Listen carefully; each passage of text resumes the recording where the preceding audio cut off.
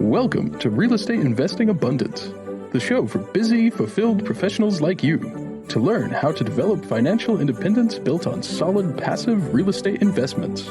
Now, here is your host, Dr. Alan Lomax. Hello, enlightened investors. I'm your host, Dr. Alan, and it is a pleasure to be with you today as we explore everything residential. With over a decade in real estate industry, acquiring, flipping, developing, and financing over $500 million worth in real estate, our guest, Ruben Izgelove, has quickly become a renowned real estate expert, speaker, and guide for many professionals in the industry. The most successful time in Rubens' career was during the 2009 financial crisis. During this time, he bought, fixed, and sold distressed properties, which showed his determination in both bullish and bearish markets. After using private money financing, he quickly saw the innovation desperately needed in the private lending space and decided to spearhead it by co-founding We Lend LLC, a private lending platform. Ruben graduated from St. John's University and Touro School of Law, where he earned a BS in legal studies and his JD, finishing cum laude and magna cum laude. So, Ruben, take us into the show by sharing a memorable experience from your formative years that helped you to be who you are today.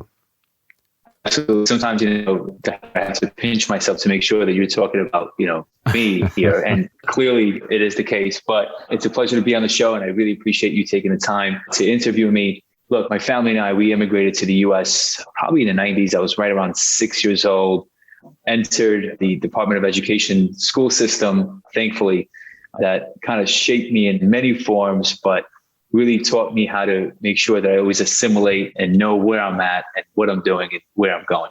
But to the question of what helped shape me and so on, I think at around age 13 or 14, a cousin of mine who just also immigrated to the US from Israel with very little to his name entered the real estate space. He started buying, flipping real estate and so on. And I think within a year or two, I all of a sudden see him driving this beautiful white Mercedes coupe. And I was like a 12, 13-year-old. And I always complimented him, like, look, I salute you. You came here with nothing. And here you are driving an American and a Mercedes. What a success story. And he said, Ruben, I need your help. And I'm like, well, what is it? He said, I always go door knocking and not everyone opens the door for me. But, you're a good looking kid. Why don't you come join me? You're a sweet kid. Come join me. Knock on the doors. If someone opens the door, I'll take it from there. So, it was a summer thing. I said, why not? Let's give it a shot. And it worked. It worked well for him. When you see a 13-year-old kid knocking on the door, you're going to open versus 30-year-old man knocking on the door. So it worked well. And that's kind of when I got the taste of real estate, because I was able to join him and see him negotiating these deals, see him closing these deals. But I also got a little bit of a taste of money because, he obviously made sure to give me something, nothing major, but something nominal that made me realize that, there is something here. Obviously, I had to go back to school and I couldn't continue doing that, which I wish I did in some fashion or another.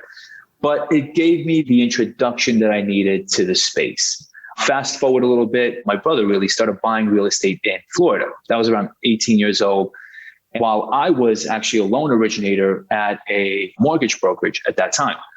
And, my brother's done well. He was buying land, repositioning it, getting the specific permits and endowments that he needed to be able to develop on them. And then what I would do is always try to finance the end user on it. Fast forward a little bit there as well. I unfortunately was a high school dropout, and thinking that I am the smartest man, just being a teenager, what have you, I obviously entered into the business world. And like I said, was a loan originator, but the financial crisis came about, the economic crisis then, back in 2008. And I went from making a considerable amount of money as a teenager down to zero. And my father sat me down and he's like, look, son, you're obviously a teenager. You're doing well for yourself. You've got a lot of the things that many teenagers don't. But what if you were to have a family today and you have mouths to feed, you have a family to support? What insurance do you have that if this happens again in the future, you have someone to fall back on? And he made me give him a man's word right then and there that I was going to go back and pursue my education. And I luckily gave him my man's word. And I ultimately, held true to it. I got my GED, went to St. John's, and then ultimately went to Touro School of Law, thinking that I was going to be the best attorney in the world and I'm going to take over the legal world and so on. But while in law school, while in my undergraduate studies, I was also buying, selling, flipping, and developing real estate. And, it got to a point where I was doing so well in it while in law school that there was some thought of, do I really need to go to law school? But I was too far in and I gave my father my word. So I followed through with it and I finished law school. And, I actually tried practicing for about a couple of weeks right after law school.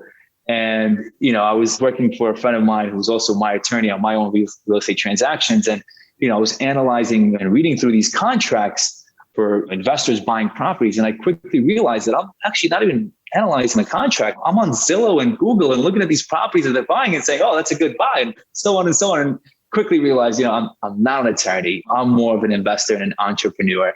And I quickly realized that and withdrew my application from there. And thankfully, that actually gave me the ability to bring my focus to where I needed to be, which was real estate. And one of the things that I always stumbled across while buying, selling, and flipping and what have you was the form and the method in which my hard money lenders at that time were operating. And that was, in my opinion, archaic, right? I was the young entrepreneur. Obviously, I'm not going to say tech savvy or what have you, but I knew how to use technology. I mean, beyond a fax machine. So whereas my hard money lenders at that time, they only had was a fax machine, and some of them didn't. They had a home phone, and maybe his kids would answer, his grandkids or his wife, and just like, call whenever you call back at this and this time, he should be home. And that quickly made me realize that there's definitely a need in this space to be able to disrupt it in the sense of bringing that organizational corporate type feel into the space. And that's exactly what we did by founding WeLend. And we founded it in 2018. And so far until this day, it's been nothing but up in the sky and growing and scaling and good pain. So that's many of the things that shaped me to be who I am today. Sorry, named so many of them, but those are the many of the things that shaped me to be who I am today. Well, very interesting background with certainly a lot of variety of experiences, but in many different ways, all of it certainly relating to the real estate industry. Well, you have been through some different cycles, some ups and downs.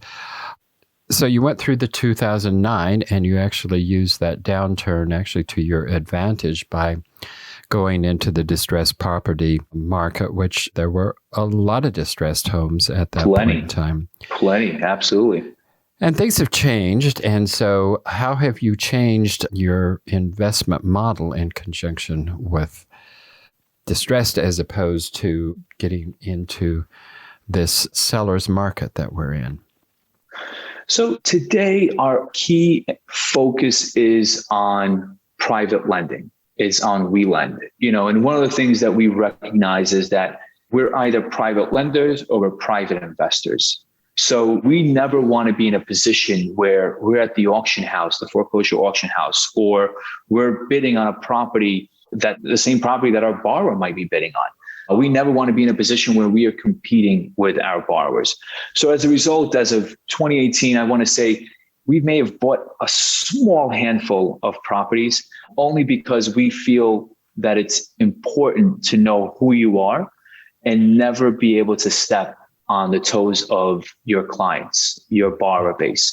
So, the handful of properties that we've bought, I can tell you now, they were brought to us by our borrowers. A lot of times a borrower comes to me and says, Ruben, and these are borrowers that have borrowed plenty from us. They come to us and say, I have these 10 deals that I already have in a pipeline with you, and I have money out with you. I have this 11th deal. It's an amazing deal. It's a home run. Come join me on it, right? Come in as a partner. We're happy to do that. And we've done a handful of those already.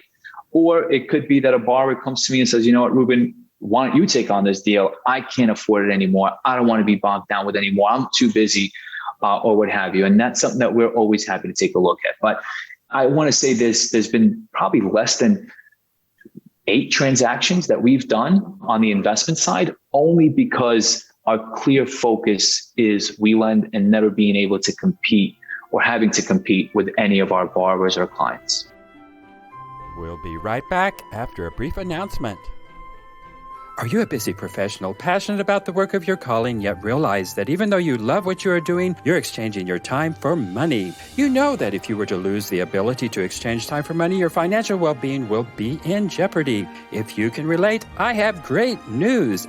Steed Tucker Capital is an investment company designed for professionals to develop financial independence built on solid, passive real estate investments. Remove the anxiety of an uncertain financial future and go to steedtucker.com. Get your free one-page 10-step guide to passive real estate investing.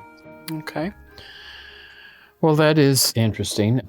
And certainly that private lending space. Well, there's very few, like you pointed out, private lenders are generally individuals that have accumulated some funds and they're doing it essentially on a part-time basis, and they are not really looking at it as a business. And so it is pretty scattered, disarrayed, disorganized.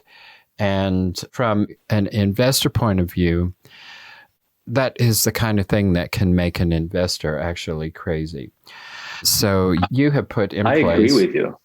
I can tell you an example that I personally had. We had a property that was a short sale and it needed to close within a certain period of time because, as you know, a short sale, and this was years ago, way before we founded WeLend, you had a very small window, usually anywhere between 2 to 3 weeks to close on a property.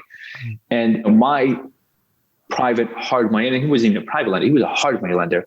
Great guy. Till this day, we're friends. And I call him from time to time for advice or direction or what have you. And, what would you do here? What would you do there? Great guy, taught me a lot, but nevertheless, he didn't treat it as a full blown business. It was more of like, it's a side gig, keep myself busy, keep myself out on the street.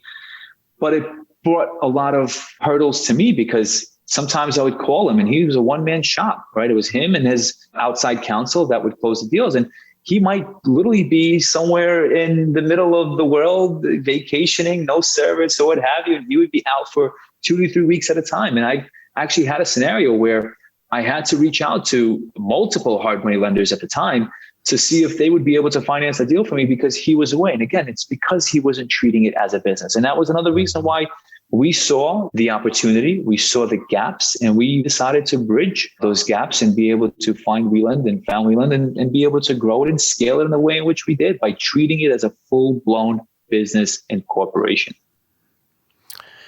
Well, tell us a little bit more about the gaps. I mean, you've gone into the aspect of how chaotic it is, how informal it is in regards to that.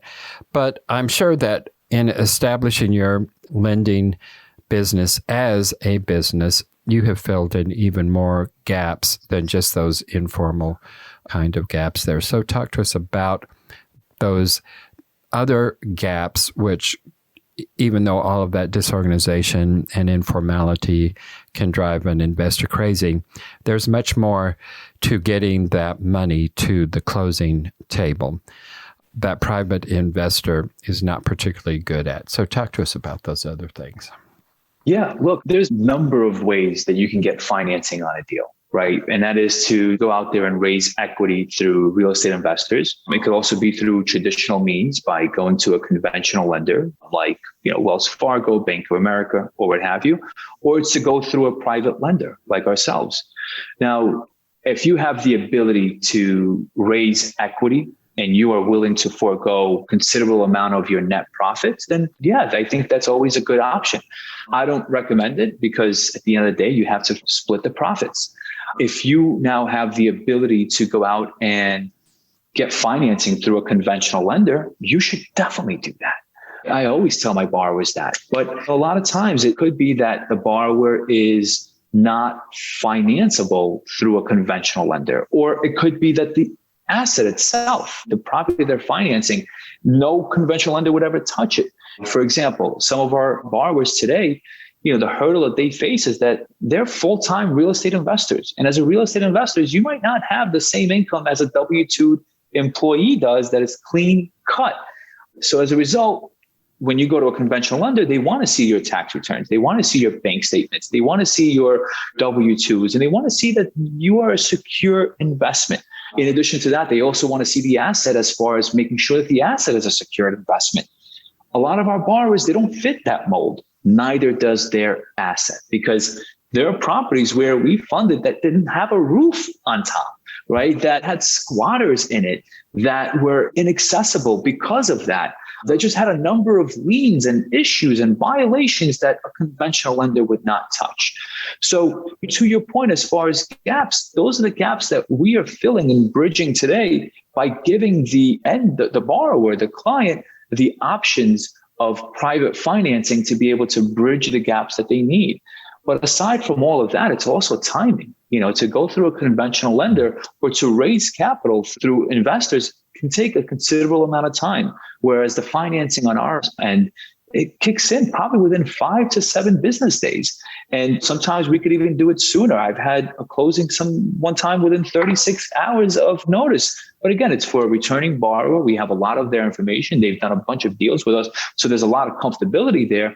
But it gives that borrower also the competitive edge to negotiate with the seller and say, you know what, I can close within 36 hours or I can close within 7 days. And there are no contingencies because, I might have to go, conventional lender might have to go into the property, but that squatter upstairs on the second floor is not letting anyone in, but I still have the ability to close on it regardless. So giving them that competitive edge, bridging those gaps for them that they're facing today through the market by raising capital through equity investors or through traditional lenders is what we offer and provide.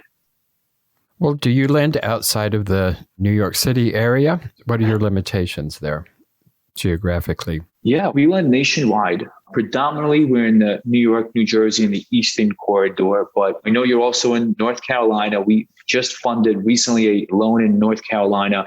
It was about a $6.4 million loan where one of our borrowers was buying a extended stay hotel that they plan, and they're successfully currently working on to reconvert to a multifamily. I believe it's about 80 units or so of extended stay hotel. They're putting anywhere between 5 to 15,000 capex into each unit. Just some TLC, sprucing it up a bit. But to your point, as far as where we lend, it's nationwide. We've lent in Alabama and Arkansas, and I've never even been in Alabama or Arkansas. But we have the capacity and the ability to lend nationwide, with the exception of a few states. For example, Nevada, Arizona, or California, because of the licensing requirements in those states. And you just mentioned that you actually were financing a multifamily project. Is that what you primarily are focused on in terms of your lending, or do you go into commercial areas? Are you primarily focused on single family and you occasionally do multifamily? What is your major focus there? Great question. So we predominantly focus on the residential component. We always want to see some type of residential component in the asset that we're financing. And that's mainly because of the strong background and performance behind the residential market today. You know it yourself. I'm sure many of your listeners know it as well. This residential, especially on the multifamily sides, it's in hot demand. All the major institutions and private equity firms are entering the space and buying up all of the multifamily space or their multifamily buildings, or they're building on them, building new ones today. And it's just a hot market. But to answer your question, it's predominantly anywhere as small as a single unit all the way up to 250 units. And we always want to see at the very least about 51% or greater residential component in the building. So we do finance mixed-use buildings as well, but the mixed-use building, it has to be 51% or greater residential, and the remainder could be, obviously retail or what have you. And what are you looking for in loan to value? So it depends. Generally speaking, on a 1 to 4 unit, we can go up to 90% of the purchase price and 100% of the construction cost, depending on the borrower's experience, of course. The construction always going up to 100%. On the multifamily, anything greater than 5 units or greater, in that case, we can go up to 85% of the acquisition and 100% of the construction. Now, again, a lot of the properties that we're financing today, they're value add properties, right? These are investors that are finding properties through a number of different means that have a value add component to it. They're repositioning and then refinancing into either a conventional loan, which is always the best route. But again, some of them don't fit that mold. Or we can go up to night on the residential for the 1 to 4 units. We can go up to 90% of the purchase and 100% of the construction cost. The multifamily 5 units or greater, we can go up to probably anywhere between 80 to 85% of the purchase and 100% of the construction. But again, that's focused on the value add bridge component. These are 12-month to maybe 18-month loans. Most of our loans are probably repaid within, I would say, 8 to 11 months. So that gives the borrower plenty of time to reposition it. But a lot of times after the property is repositioned, especially today with all the inflation that's happening, I mean, it's all over the news, many of our borrowers decide to keep the property. So what they do is they rent it out, and it's just the whole BRRRR method, right? They rent it out and then they refinance into either conventional means through a conventional lender or through a DSCR means, right? So, in our situation, again, our borrowers, many of them, they don't fit the traditional mold, right? They don't have those tax returns. They don't have the bank statements or what have you. But with our other option, as far as refinancing them through the DSCR program, we can refinance them up to 75% of their new repositioned value, giving them not only the ability to cash out whatever equity they've put in, but also some profits out of it that is essentially tax-free because there's no capital gain on a refinance. Right. Well, interesting, and some excellent information here. Well, Ruben, tell us how we can get in touch with you, find out more about your loans, and get in a partnership with you. I would highly recommend that people visit our website, www.welendllc.com. They could also visit us on any of our social media platforms. We're even on TikTok, obviously Instagram, Facebook, LinkedIn. Our handle is @WeLendLLC. They could always give us a call as well at 212-777-7780. So those will be the best ways to reach out to us and make that contact. And we're happy to take a look at any of the loan scenarios that they have and be able to work out some kind of resolution, whether it's for the borrower directly or for the broker, because today we do get a lot of business from, mortgage brokers, real estate brokers, and just loan brokers in general. Well, Ruben, one last question here before we close out here, and that is, what was one of your most difficult setbacks in life? How did you come through that time, and what did you learn from that experience? I have to say it goes back to the 2008, 2009 recession. And, that was being a loan originator at that time, being a teenager, thinking I was on top of the world, driving a beautiful car and what have you, and being successful and what have you. And everything just went from 0 to 100 and within 24 to 48 hours. Again, I was too young to kind of see the signs at that time. But what I've learned is that you always have to have some kind of layer of insurance. If things happen in the blink of an eye, and they can, you always have something to fall back on. And thankfully, my father was wise enough, and I'm thankful for him. So that day, I remember exactly where I was sitting and where we were when we had that conversation. And I'm very thankful for him bringing that to my attention and making sure that I go back to school. And that's exactly what I did. And I'm very thankful for that. So that will be the viewpoint that I have as far as what shaped me and what helped me change things around. Well, Ruben, it's been delightful having you, and thank you for sharing your life and your story and more information about the lending industry. It's been great having you with us today. Thanks for being with us. Thank you so much, Doctor. It was a pleasure. Thank you very much. Thank you for tuning in to Real Estate Investing Abundance, brought to you by Steve Talker Capital, a company working for passionate professionals like you to develop financial independence built on solid, passive real estate investments. As part of our efforts to make the world a better place, Steve Talker Capital contributes to activities and organizations committed to better understand the equine. These endeavors attempt to enhance the human treatment of horses worldwide. Steve Talker Capital, working for a world where all creatures, great and small, flourish abundantly. For resources to develop your financial independence, connect with us at stevetalker.com.